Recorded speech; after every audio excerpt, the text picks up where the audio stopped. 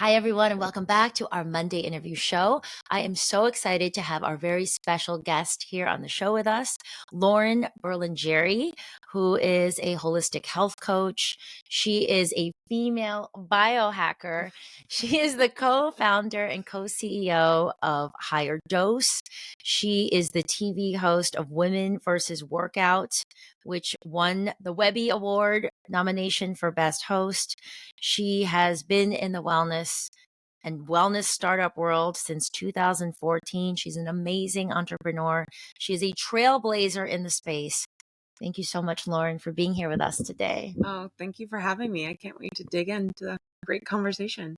Well, we've been here for a couple hours talking and doing a heart-aligned meditation. Well, I kept stopping and being like, should we be recording this right now? Because there's already been so much greatness that has happened. There's so much greatness that's happened. And a very important part of your bio that I did not mention is that you are a mama of two. Yes. You have twins. I have twins. They're 5 years old now. So it was really hard the first 3 years as an entrepreneur with twins. But, since they've turned 5 and now they're just really great friends and whatnot, it's so easy. And now I want more, which is the crazy thing. So. Well, I love, I get asked a lot of questions. I'm sure you do as well about being a working mother, especially Yes. an entrepreneur. And because for us as entrepreneurs, it's never really, off. We're not just leaving the office. Our businesses are really integrated into our life, as are our kids. So I'd love to hear more about that aspect of your life as well. Mm-hmm. There's so much to dig into here with Lauren. First of all, I have to say, and I feel like you've sort of owned this field of female biohacking, but you're doing it in this accessible, approachable way. When I first started hearing the word even hacking, Oh yeah, it just feels very, masculine, yeah. Linear, harsh. I know a lot of male biohackers, especially because my husband also works in the wellness space, particularly with male biohackers. Mm-hmm. So it has that feeling. And then you've brought your own feminine spin on it. Can you tell how this developed, where it came about? Yeah. I mean, we also don't like the word biohacking and have tried to find many different ways to talk about what we do. And, we can say it's holistic recovery or in the pursuit of vitality Love that. living the high life. I think ultimately at the end of the day, everyone just wants to feel better. And, I've always been in the health and wellness space, and health and wellness has mainly been around diet, nutrition, and fitness. And I think what we loved about the biohacking space, it was in this like pursuit of optimization and, mental and emotional, health as well. And you were also, speaking about like when you first started about nutrition and fitness, that there was something missing, whether that be like faith, spirituality, the heart. Yes. There's so much more there. So I think when you actually achieve feeling healthy, you realize that there's so much more. Like the biohacking space is mainly male dominated, which is unfortunate, but I feel like that women are the original biohackers. We just never called ourselves that. Women not only have their hormonal cycles, but we also have pregnancy and post-pregnancy and then menopause and many things to consider. And our bodies and our emotional states are different at so many different moments in our lives. And there are so many tools for people out there to help them feel and look their best. And we discovered most of them in the biohacking world. Infrared saunas, red light therapy, PEMF, just getting exposure to light. And there's so much greatness in the biohacking world. So we're trying to look at it from the female lens and what that looks like, and bring these amazing tools to more women, because they are amazing tools. But we don't know what to call it. We're like pioneering this whole new space in vitality. And, we haven't really figured out what that word is. So, HigherDOSE stands for dopamine, oxytocin, serotonin, and endorphins, which are 4 main happy chemicals. So what we talk about all the time is ways to release those happy chemicals. And get high naturally. So that's our different spin on it. Unfortunately, I feel like most of our tools are in the biohacking space, but we are here to educate on this amazing world and help people bring these tools in to help them feel and look their best. So I want to break down those 4 hormones we talked about in just a moment. But one of the things that stood out to me, and I've tried the HigherDOSE products, and I love many of them, and I like that they are also they feel the ones that I love, like the mat. They feel self-care oriented versus I'm pushing myself to be better, like relentlessly and sort of in a forced way. But one of the things when I was doing research and reading as well in your guide, you actually use the term, and I forget which page it's on. You actually say feel good, which is funny because it's the name of our podcast. And people think about feel good in different ways, right? For me, feeling good means we're really connected to ourselves, to our hearts, to our authentic expression. It's not forced, giddiness all the time, but there's a groundedness in feeling good. And we can achieve that through emotional regulation, through heart practices, and also through external tools, which can help us physically and with our health and all sorts of ways. So it's really this multi-dimensional approach. It's not all or nothing. And you can also take what works for you, because another piece that I think when I speak for many women, sometimes it's confusing. Sometimes the messages we get are, or if you go on social media, there's so many modalities. And it's like, I don't have time to do everything. I don't have time to, cold plunge. Yeah, wake up morning, see the sun, Right. do your exercises, Right. then your All meditation, the breath work. weightlifting work. And Yeah. it's just a lot. So how do you, before we get into the feel-good chemicals, which are so powerful, I think, to run through, but what would you say to someone? What do you do in your own routine, Lauren, where it's like you're a busy mom, you're running a business, can't do everything. Does it shift day to day, or is it seasonal, or are you just sort of leaning in with what makes the most impact for your body? Yeah, no, I think the number one thing is having a relationship with yourself and your body and trying to tap into what it is that you feel like you need in that moment. Because much like yourself, I don't have time to do all the things that I know I need to be doing every day. But it's like when I do have the 20 or 30 minutes, like what do I reach in and do in order to sort of offset what it is that I'm feeling? So sometimes I feel low energy and then I might need to like go and do a workout to help me feel better. Or sometimes I might feel stressed and know that like going into my sauna will make me feel better. And sometimes I feel like I need a tool to help me sleep at night. I might do some red light therapy because I didn't get outside that day. And it does change all the time. And I think when you are really educated about this world of ways to help yourself feel better, there's lots of tools to do. So every day it changes. Beautiful. Every day, sometimes I, have 5 minutes and sometimes I have an hour for self-care. But it's just about like having those resources, the tools and the education and the know-how to help yourself feel your best and know what you need in that moment. Yeah. For me, it's like I have a base, Yeah. right? I know I'm going to You have a meditate every routine? morning. Yeah, I have a pretty solid morning routine, but there's shifting within it, right? So I may put different ingredients in my glowing green smoothie, which I've been drinking for over a decade.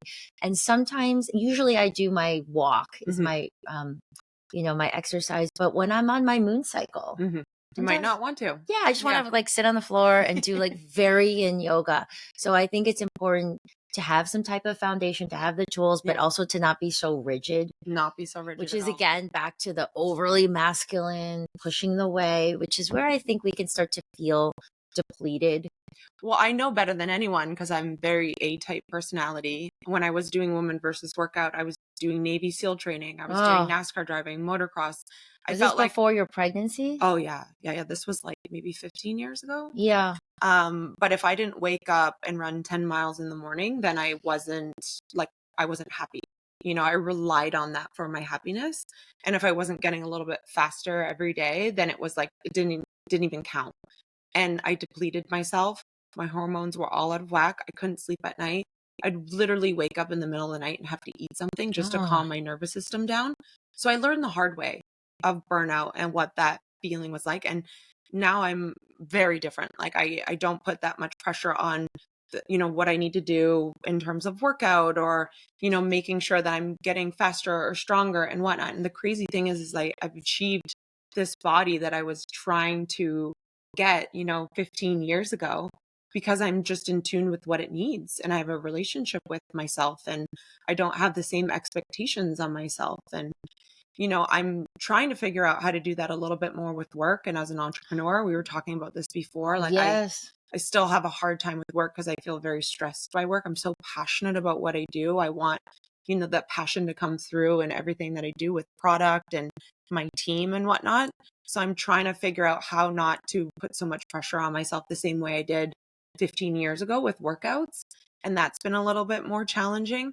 I wish I had more of a mindfulness practice every morning. It's been really challenging for me, but if I go into the sauna, I can do it. Well, now you can If do I the go heart on the mat, alignment. if I go on Yes. the mat, it helps me calm down and relax. So I still need those tools and help in order to help me drop in.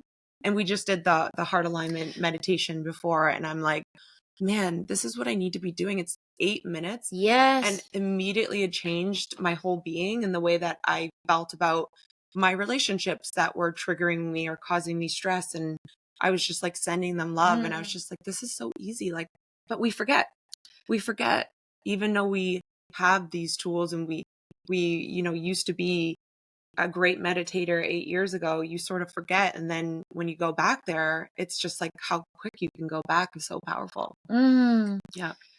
And also, like we were talking about, sometimes there's different buckets that are easier to be in our hearts. Mhm. Sometimes it's easy we're trying to get a lot of things done. We're entrepreneurs to kind of plow forward and to get, as the language we use in the community, the propelled heart. Yeah. Right. Sort of that make it happen, on to the next thing, where we feel hardened and sort of, just very mind based. Right. And what that does to the body is, we know that is definitely detrimental to hormonal balance. Right. Inflammation, digestive health, so many things. So I'm so happy we were able to really connect on a heart level, Lauren and I, just talking. And what I found for me is when we really do the work with the heart, it comes out. Like I see it in my family life, I see it in my work life. It doesn't mean we're perfect, right? Still get into some ego battles with my husband or with certain people, but you come back faster And you can adjust. and you realize how good it feels to really be in this heart-led way. And I think this is how we can start to really move forward into and just success with a different way. Could you imagine if more leaders led with their heart? Yes. I mean, I find it very easy to do that with my kids. It's so natural. Right. When you were telling me about these different heart levels, I was like, oh, I'm definitely like more of a clear heart when it comes to my family and my kids. But I can't help but be at a stage 2 with my business. And why is that? And like, could I be in more of this clear state and still be a great leader and still have these expectations on my team? But heart-led. I think it would be an amazing injection of just a different, fresh energy. And I think, for myself too. Yes. Like I feel so depleted at work. Yeah. Well, what's amazing in my team at Saluna, when I started doing this work, one of the things is we have really honest conversations where it's like, hey, coming from the heart, like I'm really feeling like this or this. And it just takes out so much wasted energy when you can really be clear. Like the ego is personal and gets offended and slighted, defensive. And it just causes a lot of friction. So I know in my work life, so much energy saved. So it's a beautiful thing to just work into, like a different layer of, you can even call it biohacking, if you will, because it is. But that's what it is. Yes, it's a technology. It's a technology. Yeah. It's a practice. It's a tool. Because we are human and we will go back into ego. But it's about, tapping back into that tool that you need in that moment to remind yourself. Yes. So now I'd love to dive into some of the technology that you've really gone down the rabbit hole. If we could go back to the dose for a minute, dopamine, oxytocin, serotonin, and endorphins. And those are your 4 main happy chemicals. They're all very different. Dopamine is the happy chemical that you release when you get something done, when you accomplish. Oxytocin is more heart-led. It's self-care, touch, connection, eye contact, how we're sitting here now. Serotonin is kind of the happy chemical that you can get in many different ways. It's mainly made in your gut, healthy foods, meditation, the sun. There's a ton of good sleep. Yeah. That one's a little bit easier to get. And then endorphins was my happy chemical of choice that I would dose myself all the time, which was workouts, how I relieve stress. And so that's kind of more the pain receptor one too as well. So when you're pushing it in a workout or you get that intense body work, you release all these like feel good endorphins. When your heart, beats at a faster pace. You're releasing a lot of endorphins. So, um, yeah, our whole company is based around releasing these happy chemicals, and a lot of our tools are based around releasing these happy chemicals. And I think it's a very different way of thinking about health and wellness, is like releasing these feel good hormones. And it's not just with our products, but it's the lifestyle. And we're very much focused on educating around ways to naturally release these happy chemicals that are free. And that you Yes. can access at any point. So we Give me have an the high life. example. Yeah. So for Of example, dopamine. I mean, dopamine, I Instead of think, just from Instagram, right? Because as we hear, like, people are checking all the time to get like well, yeah, like hits. you can set a goal, say like, now my new goal is to wake up every day and do the heart-led meditation and start my Yes. day that way. And, you know, if I wake up in the morning and do that, then I like already release this happy chemical of, you know, dopamine. Yeah, you've success like in Right. these ways. Beautiful. But there's also kind of quick fix high ways of releasing these happy chemicals, and then you crash afterwards. So going on your cell phone and scrolling through Instagram is a quick fix of dopamine, and then you feel bad about yourself afterwards. So you also have to Right. be, you know, very careful with like ways that we call them lower doses, Yeah. where you can, like, you know, drinking alcohol is another way of like, you know, initially releasing these happy chemicals and then sort of crashing afterwards. I mean, drugs are full of happy chemicals that you're releasing, and then you get depleted Well, afterwards. can you tell us a little bit about your perspective on caffeine, which we were sharing about is a newer thing in my life? And yeah, I like how coffee tastes, but I definitely don't like the The way it feels jitteries. Yeah, afterwards. I realize I'm very sensitive to caffeine. Yeah. Yeah, I'm very sensitive to caffeine too. That's why I wanted to ask you if you drank caffeine, because I find it raises my cortisol. It puts me more into that second phase of heart, you know, where Yeah, I'm like, exactly. accomplish, Propelled. do, and then you kind of What's next? crash afterwards. Yeah. So you know, it's about finding those practices that can, like, you know, get you excited and make you feel full of life and fill up that battery without like knowing that you're going to crash afterwards. Yes, and I think it's different, obviously, like we said, for each person. My husband, my dad, even who's staying with us now, he'll have a coffee in the afternoon.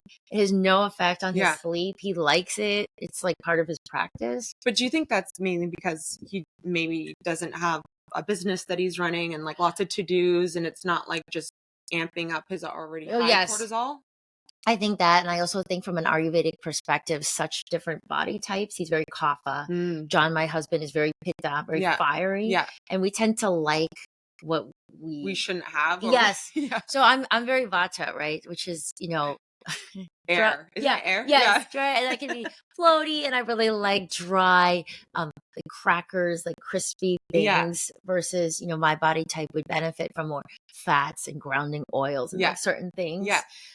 So I think it has to do with that. I think my dad is, people have different tolerances. But it's just kind of like realizing that everything has an energetic essence, and you have to just like be aware of what energy that's going to bring in, and whether it's going to be balancing or not balancing to the body. Well, exactly. And so it's interesting because Wim Hof came on here, which I think you know, I love Wim Hof. cold plunge person. And I totally respect the philosophy around cold, and I understand what it's doing for circulation. But there's also different body types, different times of of your female cycle. Well, Sometimes that's cold the plunging. issue with all of the biohacking world, is mainly because it is male dominated. Most of these practices are made for men. Most of the science and research is done on men. Right. And we have to navigate this world very differently Right. as a woman, because they don't really consider our hormones, our goals, Right. you know, where we're at in our different cycle. cycles. Yes. Just so much more to consider. And so I know for myself that if I do cold plunges, especially at certain times in my cycle, it's almost like a trauma to my nervous system. My brain doesn't work afterwards. It doesn't work for me. Whereas, you know, the saunas, the heat, stretching on the mats, like these feel very nourishing. So, you know, back to that intuition. Yeah. Well, I mean, we kind of go through all of the biohacking technologies and really only choose ones that we know are gentle and safe and nourishing for everyone. It's the reason why we haven't launched a cold plunge or, you know, have launched any of the technologies that can be quite detrimental to the nervous system, or just like a lot of contraindications at the end of the day. All of it is like very gentle, Right. And research-based. research-based technologies. And as two female founders, we're ultimately release or loving technologies that really nourish women. I'm really interested in red light therapy, Mhm. which I do feel good.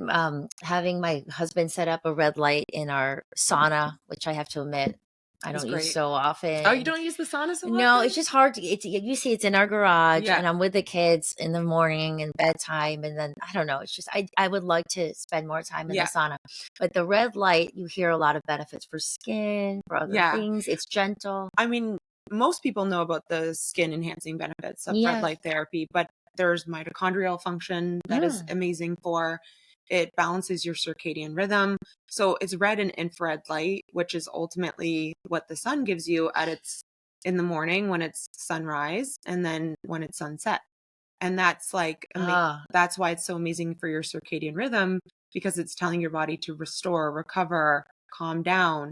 It helps you go to bed at night. Blue light is the really? opposite, which is why Right. you I don't like mean, devices. And yeah. And I yeah, don't like it's stimulation. stimulating, cortisol releasing. So there's like many health benefits beyond just the skin enhancing benefits of red light therapy that I think most people don't know about.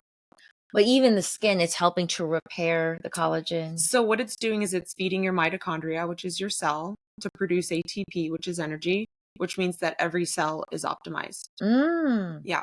So And so, that's why your skin is like glowing and dewy, because you're feeding the cell is of your that why your skin skin. is so glowing? Yeah, same for you. But Well, so how often do you have to do it? Because I mean, again, the busy mom, the busy person's like, well, well, so you wake up and you do your morning walk, and I'm assuming it's outside in the sun, right? So you're I getting do the light midday. exposure. Yes. I'm outside playing with the kids in the morning and just go, we do 30 minutes with my younger son in the yard, Yeah. in the play yard before we go into class. Yeah. So I do have sun exposure in the morning. Right. So all of our technologies are just replicating nature. So if you can get outside and be in the sun and expose yourself to the sun, that is the best. You want to get natural sunlight in your eyes.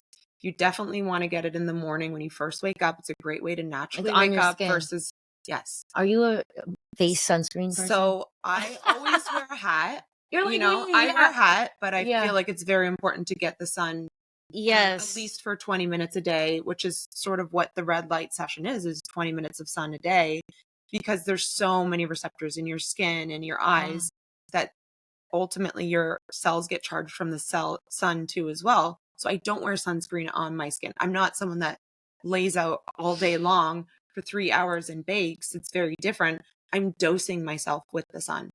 Love that. And then when you don't have time to do that, because we're busy, we're working from Or home, you I'm live in a behind my computer, place or where there you live isn't in a place sun. that doesn't have sun, that's where red light therapy is so therapeutic and so important to do daily. So when you're doing the red light, and I know you guys have a mask, are your eyes getting benefit? Yes. Really? Yes. And But it's it not going also, into your eyes, is it? it Or is is, it? yes. That's why we Oh, have the eye holes, so that you do get the red light through the eye holes too as well. really? Yes. And with panels, so with your sauna, you do like a red light panel Right. that we have. It's important to actually get the red light through your eyes, because that's where you get the circadian rhythm benefits. Wow. Yeah, most people don't know that. They think they have to wear goggles and whatnot. Yes. But it's actually regenerative to the eye. It's healthy for your eye Can to you get the red light. overdo it? You can overdo anything. Right, Yeah. exactly. So listen to this and stare at it for 10 hours. Yeah, I mean, that's why we have sessions. You do a 10 or 20 minute. You don't have to stay there with your eyes open the whole entire time. It's pretty much the same when you're outside, and that's why they say, get red light when the sun is going down or coming up, because that's when you can look at the sunset without it Beautiful. being Right, so right. strong. And I that's when you love do get that. all the benefits for your circadian rhythm. It's telling you, okay, it's the end of the day. It's time to relax and release melatonin and get ready to go to bed. And then you sleep so deeply. But then if you come back inside and you're on your cell phone, getting that blue light, cortisol inducing, then your body starts releasing cortisol and you're not priming yourself to go to sleep and your circadian rhythm gets messed up. So let's talk very practically and honestly, Yeah. okay? In the evening, sometimes I do have to catch up with emails. Yeah. I do wear blue light blocking Yeah. glasses. I try to be off at a certain time. Tell us So as then mom. do the red light face mask right Yeah, after I was before going to bed. say, Yeah. tell us what you do as an entrepreneur. Are you getting off your work at a certain time? Are you doing this red light mask after your kids are in bed? How many times a week? What is some of your evening Yeah. routine? So I have a very strong boundary with my phone. On weekends, I don't even know where it is. Really? Yeah. As long as I'm with my kids, I'm like, Yeah. people know not to contact me. I mean, I'm very blessed because I have people on my team that worry about finances and things that like You can check out for a yeah, couple I of can days. check out. So I feel very blessed in that way. But I try not to go on my phone after dinner. I actually rarely even look at it. I always put it on airplane. And then we have like pink Himalayan lamps in our house. Oh, we do too. Yeah, and that's more of like the red tones. And we just kind of turn the lights down naturally. I love doing red light therapy then. If I am going to meditate, that is my time to do it because it just helps me like calm down and relax the body. We love going out and like going for a walk after dinner and watching the sun go down. But I am very, very particular on not watching TV, not being Oh, I by my love that. laptop. It's very rare that I would ever, even go on and do some work at that time, unless it's Q4 and, we're feeling stressed out and I have to. But that's one thing I have a lot of strong boundaries with. You're like me. I don't find screens relaxing. I actually find them stimulating and I'm not drawn to them. So what do you and your husband do in the evening? I mean, we have kids, so it's like usually like after dinner, it's like bath Kid time. time, and then we read them books, and And then what it's do my you guys time do? to. I go to bed with my kids. Oh my gosh, you're like me. You're so similar. It's so funny. So I have to say, David sleeps with one, I sleep with the other. oh, see, all four of us are in co-sleep mode now. And it's actually, so we have an 8 sleep too. Yeah. Oh, And nice. so there's different temperatures for either half. Yeah. And we three are on like the warmer side and John's on his side. I have to say, I grew up, my family's from the Philippines. You co-sleep. This is a It's so cultural good for their nervous system. It's so thing. good for regulating, and it's honestly my like quality time with my kids. What do you think about, because sometimes John is like on board and sometimes he gets annoyed. What do you think about the relationship with the husband though? Oh, I think if anything, it adds some fire to our relationship because we You have to miss make, each other. you have to and make we have love in other ways. Yeah. I mean, I'm not usually one that likes to, make love before bed because I'm so exhausted. I'm a day person, Right. morning person, Okay. anyways. Um, but yeah, no, I think if anything, it makes me like miss him and be excited when we do have quality time or we do just get to sleep together. And so I love sleeping with my kids, and David does too. Do you It's like switch which child? we do. Oh, Yeah, okay. we sort of let them choose. My son prefers to sleep with me, but during the day he loves to be with David, and my daughter loves to be with me during the day, but she loves to sleep with David. Yeah. Oh, I love that. Yeah. So for me, it works as long as by the early morning, I'll take our younger son. We have positions, right? Position 1. I'm in position 2, position 3, position 4. So But don't that, you get sandwiched by so I'm in two between the boys? kids. Yeah. But in the early morning, I'll move Momo over so that I can cuddle John. Because that's the part that I Yeah. do feel is important Yeah. for me is us having, nightly cuddle time. Yeah. And then we also have something called the control center, which is when they're asleep. Like, even if I kind of scooch over to his side, we like to have time to we talk about our businesses, we talk about our lives, we talk about our day because we're not together during the day so much. And that's So David important. and we both work from home. Oh, like in Yeah, the yeah. same home. Okay. Yeah. So you're talking all day anyway. David and I are together all the time. Really? You don't Yeah. go off in your own office and he and him? Oh yeah, definitely. David works like more 3 hours a day, so he's always like working on the house and doing, errands outside of the house where I have my office in the garage. But we also travel together to a lot, so we are together A lot. always. Yeah. And Oh. and we rather spend quality time like we're learning how to do honky tonk two step in Oh my Texas. gosh. We learned how to ride. I love it. We're he has a motorcycle, but we'll go for like a motorcycle ride, or we are learning how to horseback ride together, and we have our things. And because I don't really like to drink anymore, Big and I don't like effect. to eat out anymore. We've Yeah. had to sort of reinvent the ways that we spend quality time together, which has been great. Oh, I love that. It is that throwing out the cookie cutter way of date night or whatever. Right.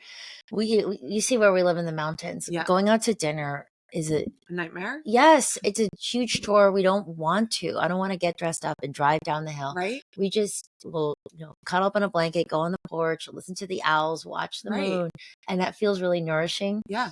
And You got to do what works for you. yeah, Mhm. yeah, just back to the intuitive self-care. And do you have someone here watching the kids so that you guys kind of have uninterrupted time? We do that after they're in bed. Yeah. Yeah, I've never had like a nanny, Mhm. but I have we're lucky enough to have a housekeeper. And sometimes if I have a podcast or anything, like she'll fill in some gaps. Mhm. But, I like to put them to bed and then we'll have that time. Quality And then we'll time. get back in the bed, all four of us together. Wait till they're asleep, sneak out, Yeah. come back. It's funny, you have all these like bedrooms with beds and no one uses them. No one uses them. They're the playrooms. You were in some of them that Yeah. bed is never been Yes, used. we only have so much time with our kids when they're little too. And, they're going to get big and one day want to be in their own bed. And I Yeah. cherish those moments. And it calms my nervous system down. It regulates me just as much as it regulates them. Yeah. Yeah. It's really amazing to, I love talking to other parents that have a similar approach. And however people feel, there's no right or wrong, but it's back to what feels right for you and your family. Mm-hmm. And we travel a lot too. And, they're so young. They don't want to sleep in a strange bed and whatnot. Right. So it just works for us. Yeah. And so back to the, if we were to say that co-sleeping would fall into one of those feel-good chemicals, what is it? Oxytocin. It's the oxytocin of touch, connection. Oxytocin. Yep. Skin to skin. Just it's the best. It's one of the best ways to release oxytocin. Wow. Especially because one of the best ways to release oxytocin is when, you're breastfeeding and, you don't get that connection with your child anymore. I take baths with my kids too. Yeah. Oh, yeah. We put the serotonin soak in there, the magnesium zeschine. They love that little ritual. We put the salts in and we all get in the bath together. And that's the time they tell me things. Wow. They actually tell me stories. It's like when I would pick them up from school, it's like, what did you guys do today? They're like, nothing. I know. That's exactly what my kids say too. I'm like, okay. And then when we're at home, they're playing and they want to talk about what they're doing in the moment. But when we have those like really intimate moments in the bath, they tell me they don't stop talking. Yeah. It's so beautiful. Mm-hmm. The rituals of it. And you have to create your own rituals. Like, I grew up being Christian, going to church and being very specific around our rituals around holidays and whatnot. And I don't find myself bringing those same rituals into the home. So we sort of needed to create our own little rituals. And I love the day-to-day rituals. Yes, and exactly. not just like having to wait for the next holiday in order to spend quality time. But it's like, what can you do each day? Another one is reading books together in bed. My kids absolutely love that. I hope that they read, you know what I mean? And I have this new thing where instead of giving them money for doing chores, because I want them to understand the concept of money and whatnot, I want to, pay them for every single time they read a book.